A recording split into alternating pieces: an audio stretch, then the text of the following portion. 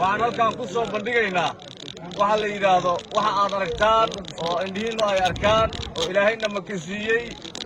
waxa la yiraahdo oo isugu jira qolka aad arkaysaan waxa la yiraahdo hubiyihii oo waxa la yiraahdo aydhitu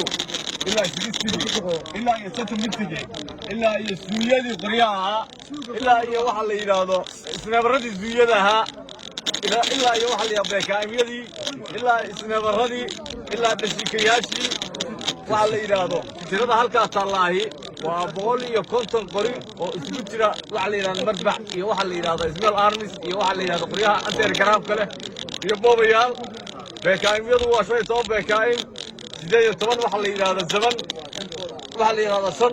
waxa la yiraahdo hoobiye laba dhashiika laba jabshe isneebaradii qoryaha laba suu waxa la qoryaha ismail armiska ah waxa weeye iyagu wadba mareba aku waxa weeye wuxuu gaarayaa ilaa 100 qori رصاصته ولا ما عنده ميل هلكا قلبك يا الله وخطرتي داعش وعلي علق اي رفتي ومضى غير بطلان يا ومضى الصوماليات وحالي يراجعوا كل باسيسه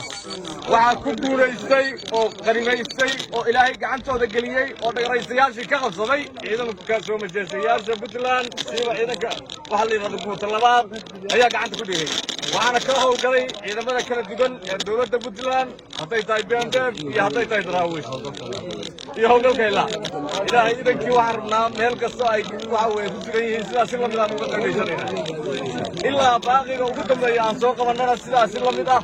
ayaa waxa lagu dawajabinaa waxaa qabtay oo ku guuleysay saraakiisha iyo ciidanka geesiyaasha ah ee hadda halkaa taagan waxa la yiraahdo